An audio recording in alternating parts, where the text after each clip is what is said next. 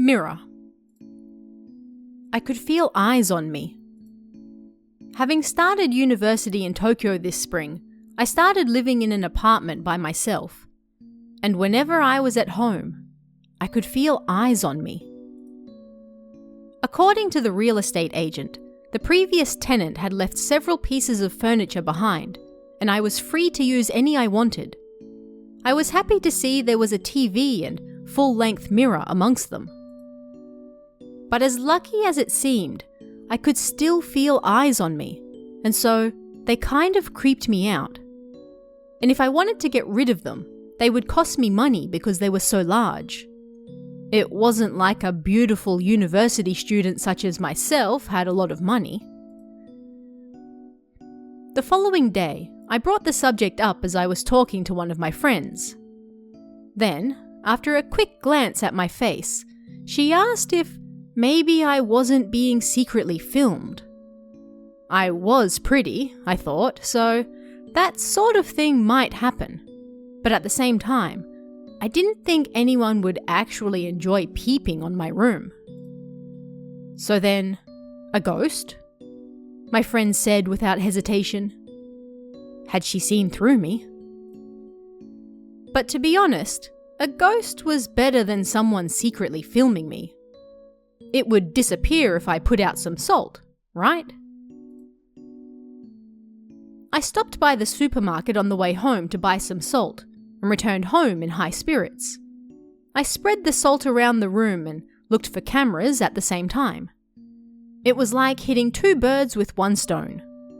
I wasn't just pretty, I was smart too.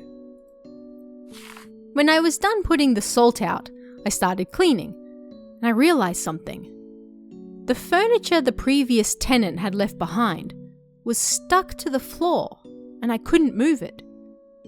I'd had no reason to move it whilst cleaning up until that point, so I hadn't even thought about it.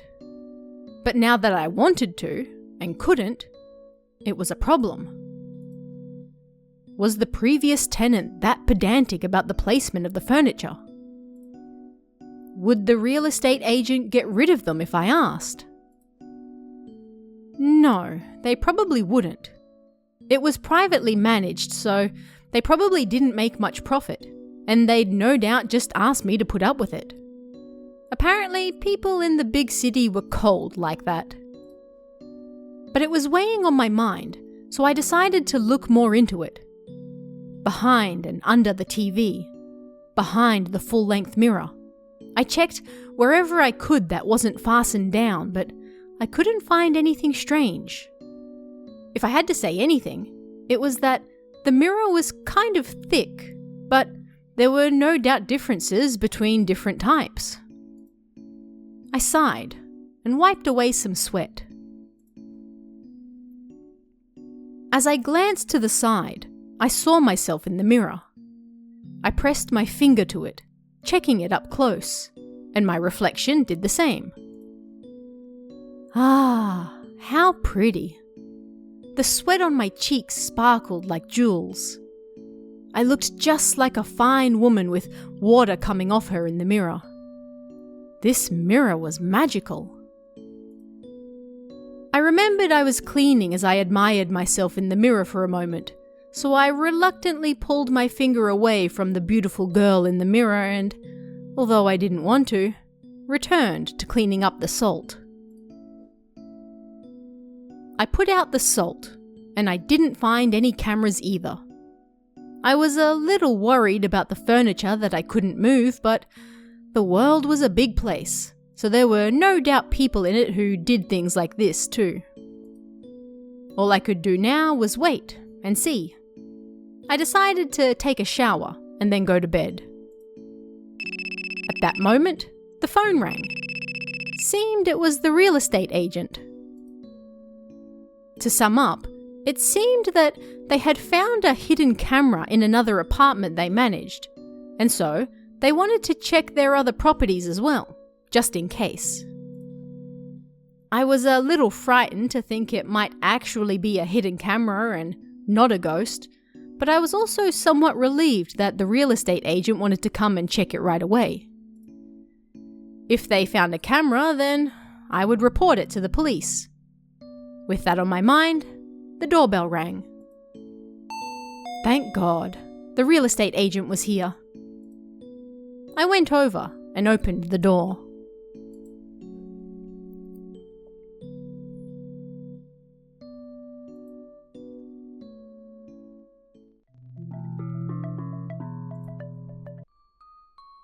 Torch. I like torches. Shining artificial light on natural darkness. There's something so romantic about it. And so, I was out in the city at night on my bike. It was 2 a.m. My parents and everyone else were asleep, so it was really dark. It was the perfect day for shining some light. Although, it was night. After riding for about 20 minutes, I reached my target, the forest. There were no houses around, nothing, and the gloominess was kind of creepy. But perhaps my beloved torch would be able to make that disappear into thin air as well. The thought brought a smile to my face. Come to think of it, I'd never once shone my torchlight on real darkness ever since I'd bought it. Maybe he wasn't happy with that either. But that was about to end right now. My hand reached for the switch on my torch, trembling with anticipation and nervousness. At that moment, light spilt forth into the darkness, revealing various things in the forest. I heard at school that there was a ghost in the forest, but would it really curl tail and move on in front of a simple 300 lumen torch? With that on my mind, I walked further into the forest. I continued walking, but there was unexpectedly nothing there. Setting aside ghosts, I expected to at least see some animals or dumped goods, but there was nothing. And, just as I had the thought, something seemed to fall in the distance. I should go check it out. It didn't sound like it was too far away. After walking a short distance, I found something hanging from a tree, so I shone my light at it and approached it. Was it a rope? Something like a short rope blew in the breeze. Finding it strange, I turned my gaze down to the ground. There was a dead body there. Seemed quite a bit of time had passed because there were maggots everywhere and a foul smell in the air. The strong light from the torch lit up the entirety of the dead body and I couldn't stop myself from staring at it. I didn't even have time to scream. I threw up. Why was there a dead body?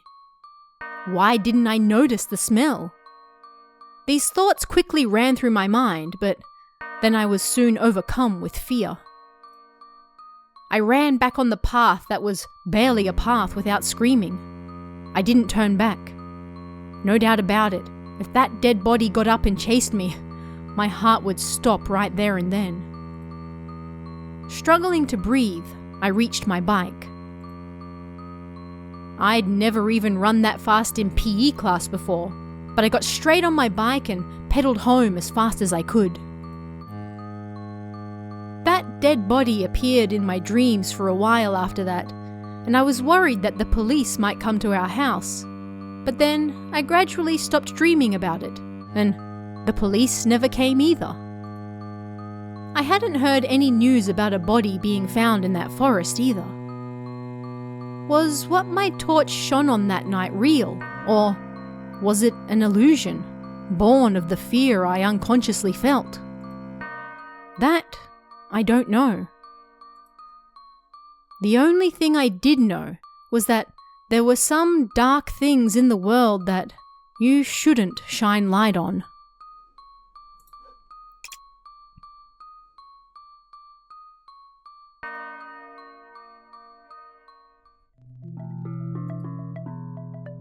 Free game. Have you ever heard of the free game that will curse you if you play it? It's just a regular escape game with a single map, but oddly, every time you play the game, the map is different. No, it must just be a random map, I hear you say. That was what I thought at first as well. But then it would change every time you reset it, right? But no matter how many times I reset it, or downloaded it again, the layout of the map always stayed the same, and that layout was of my room. I was so creeped out, I tried to run from the room, but the door wouldn't open. It was like it had been glued shut. It wouldn't even budge.